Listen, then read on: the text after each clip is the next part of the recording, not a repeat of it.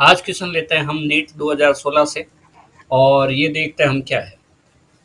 Two identical charge sphere suspended from a common point by two massless strings of length L. हमारे पास S लंबाई की massless धागा string है और उससे हम दो स्फीयर कनेक्ट करते हैं, जोड़ देते हैं, लटका देते हैं। और जो डिस्टेंस डी है वो एल से काफ़ी ज़्यादा छोटी है। धागे की जो लंबाई है वो काफ़ी ज़्यादा है और दोनों चार्जेज के बीच की जो डिस्टेंस है वो काफ़ी कम है because of their mutual repulsion. हम देखते हैं यहाँ पे, यही देखते हैं। यहाँ पे हमारे पास इस से हमने दो चार्ज स्फीयर लटकाए हैं और ये इस टाइप से है। पहला प्लस क्यू है तो दूसरा भी प्लस क्यू है क्योंकि दोनों सेम है, आइडेंटिकल है। और इनके जो बीच की जो डिस्टेंस है वो हमारे पास स्मॉल डी है और ये लेंथ एल है। इनका जो रिपल्सन लगता है, दोनों दोनों सेम चार्ज है, लाइक चार्जेज है तो रिपेल करेंगे, तो रिपल्सन लगता है वो इधर की साइड लगेगा। The charges begin a leak from both the spheres at a constant rate. Charge जो दोनों के दोनों है लीक होने लग जाते हैं, चार्ज में कमी होने लग जाती है। और ये कह रहा है कांस्टेंट रेट से, यानी कि दर क्या रहेगी, नियत रहेगी। ठीक है, इस बात पे ध्यान देना है। कांस्टेंट रेट, कांस्टेंट रेट का मतलब D q by d T, जो कांस्टेंट, ये कांस्टेंट रहेगा। ठीक है, कांस्टेंट रेट का मतलब ये कांस्टेंट रहेगा। तो as a result the spheres approach each other with velocity v। अब जब चार्जेज कम होगा तो हमें मालूम है कि f is directly proportional to q1 q2 होता है। चार्ज की वैल्यू अगर कम होगी तो उनका मल्टीप्लाई भी कम होगा और मल्टीप्लाई कम होगा तो ये चार्ज क्या होने लगेंगे, पास पास आने लगेंगे। तो कांस्टेंट रेट से लगातार चार्ज कम होता जा रहा है और चार्ज कम होने से लगातार ये फोर्स ऑफ रिपल्सन कम होता जा रहा है। फोर्स ऑफ रिपल्सन कम होने से ये इधर की साइड और ये इधर की साइड आते जा रहे हैं और इनके बीच का जो वेलोसिटी है वो v दिया हुआ है। Then the v varies a function of distance x। ठीक है, बिटवीन द स्फीयर्स एज, मतलब v x के रेस्पेक्ट में किस पावर के साथ कम होगा, मतलब होगा, वो देखते हैं। ठीक है, तो इस सवाल को करते हैं सॉल्व। इजी है। ये हमारे पास यहाँ से हमने इस पॉइंट से लटकाया और अभी जो इनके बीच की डिस्टेंस है वो हमें डी दी हुई है। ये जो डिस्टेंस है वो कितनी दी हुई है, डी दी हुई है। धागे की लंबाई एल है और यहाँ पे आधी जो डिस्टेंस है हम डी बाई टू ले लेते हैं और ये आधी जो डिस्टेंस है डी बाई टू ले लेते हैं। ये सेंटर लाइन है। इसका जो मास रहेगा, वेट रहेगा, मास अगर m है तो वेट क्या रह जाएगा, mg रह जाएगा, जो नीचे की साइड होगा। ये धागा है तो इसके अंदर टेंशन T इधर की साइड होगा। इस सेल को इधर मिटा देते हैं, यहाँ लिख देते हैं, टेंशन इधर की साइड रहेगा। तो इसके दो कंपोनेंट रहेंगे। सपोज अगर ये थीटा है तो ये एंगल भी थीटा होगा, तो इस वजह से इधर की साइड टी कॉस थीटा रह जाएगा और इधर की साइड टी साइन थीटा रह जाएगा। जिधर एंगल होगा उधर कॉस थीटा रहेगा और जिधर एंगल नहीं होगा उधर साइन थीटा रहेगा। इन दोनों का जो फोर्स ऑफ रिपल्सन है वो इधर की साइड रहेगा, एफ इलेक्ट्रोस्टैटिक फोर्स, और इसकी वैल्यू हो जाएगी हमारे पास की first charge into second charge upon दोनों के बीच की डिस्टेंस का स्क्वायर। ठीक है, तो अभी हमारे पास क्या रहा, वाई एक्स पे देखते हैं, एक्स एक्स पे देखते हैं पहले। T cos theta, X axis पे साइन है, ये साइन है। टी साइन थीटा किसके इक्वल होगा, k q square upon d square. ठीक है, ये लिख दिया। और इसी तरह से T cos theta Y axis पे क्या होगा, ये हो जाएगा एम जी के इक्वल। ये किसके इक्वल हो जाएगा, एम जी के इक्वल। डिवाइड कर दिया, T sine theta upon T cos theta,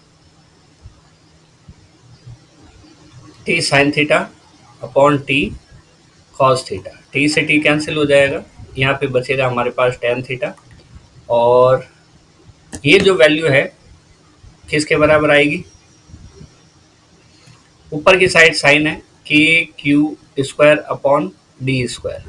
ठीक है, और नीचे की साइड क्या है, एम जी है, तो हम यहाँ पे mg लिख देते हैं। तो tan थीटा की वैल्यू आ गई हमारे पास k q square upon d square M g. tan theta यहाँ पे ये बोला है कि जो L है, L की जो वैल्यू है वो मच ग्रेटर देन है विद रेस्पेक्ट टू डी, तो हम कहेंगे यहाँ पे थीटा बहुत ही स्मॉल है।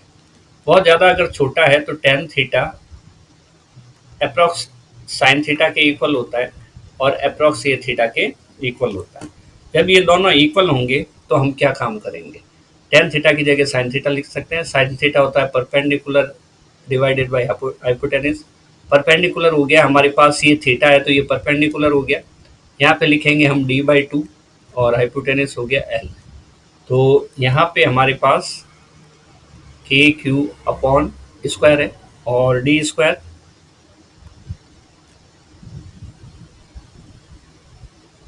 ये कितना रहा mg। ठीक है, अभी यहाँ से q की वैल्यू निकाल लेते हैं। यहाँ से हम q की वैल्यू निकाल लेते हैं, इसको वापस एक बार पीछे लिख दें, के क्यू स्क्वायर अपॉन ये है हमारे पास D square M G equal to ये है डी अपॉन 12। हमें क्या बोला है कि यहाँ से डी क्यू बाई जो डी टी है वो कांस्टेंट है, रेट जो है इनकी D q by d T है ये कांस्टेंट है, तो इसलिए हमें पहले क्यू निकालना होगा। तो क्यू की जो वैल्यू हो जाएगी हमारे पास डी क्यू, डी ऑलरेडी है, डी स्क्वायर और आएगा एम जी अपॉन 12 और ये जो के है वो नीचे की साइड आ जाएगा, तो ये हो गया। और जब ये स्क्वायर हटाएंगे तो हमारे पास क्या रहेगा, ये रूट रहेगा। तो कुल मिला के हमारे पास क्यू का एक फॉर्मूला आ जाता है जो इस टाइप से होता है। ठीक है, और ये जो के फॉर्मूला आता है इस टाइप का होता है, और जब चार्ज लीक होगा तो हम इस डी को रिप्लेस कर सकते हैं एक्स से। अगर डी को रिप्लेस किया एक्स से तो ये हमारे पास फॉर्मूला रह गया एक्स की पावर 3 एम जी अपॉन 2 के, और ये रूट में। तो हम देख पा रहे हैं कि एम जी और 2 के ये जो चीज़ें सारी कांस्टेंट है, तो इनको लिख सकते हैं हम,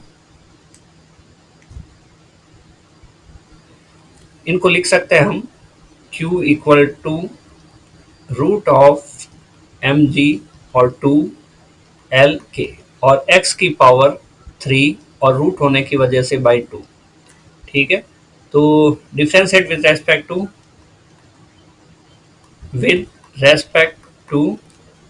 t, तो ये आ जाएगा d q by d t equal to, ये पूरे को हम कांस्टेंट मान लेते हैं, इसको कोई अदर कांस्टेंट के तो नहीं लिख सकते, c लिख देते हैं, और ये आ जाएगा डी डी टी और x की power 3/2।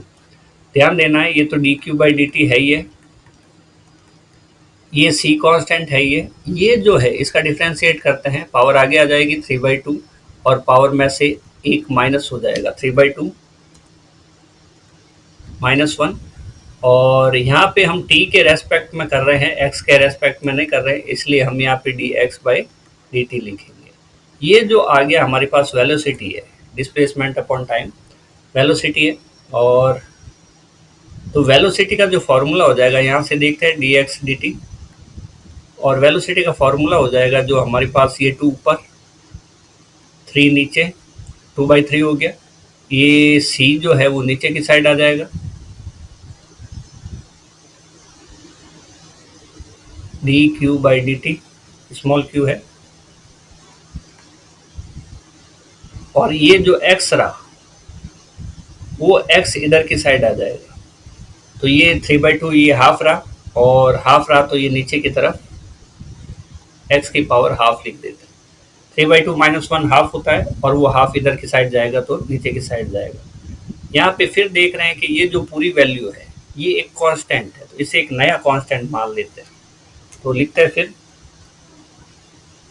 dx dt equal to नया कांस्टेंट सी डैश ले लेते हैं, और सी डैश के अलावा बचा कितना है 1 अपॉन एक्स की पावर 1/2। 1/x की पावर 1/2। तो ये वेलोसिटी है और ये सी डैश को हम प्रोपोर्शनलिटी साइन में डाल देते हैं और इसको हम x की पावर 1/2 लिख देते हैं और v directly proportional to x की पावर -12। तो अगर x के हिसाब से देखें तो हमारे पास ये जो फर्स्ट ऑप्शन है वो करेक्ट होगा। फर्स्ट ऑप्शन क्या है, x की पावर -12। और यहाँ पे इसको हम ऐसे भी लिख सकते हैं v inversely proportional to √x। ठीक है, मिलते हैं नेक्स्ट वीडियो में।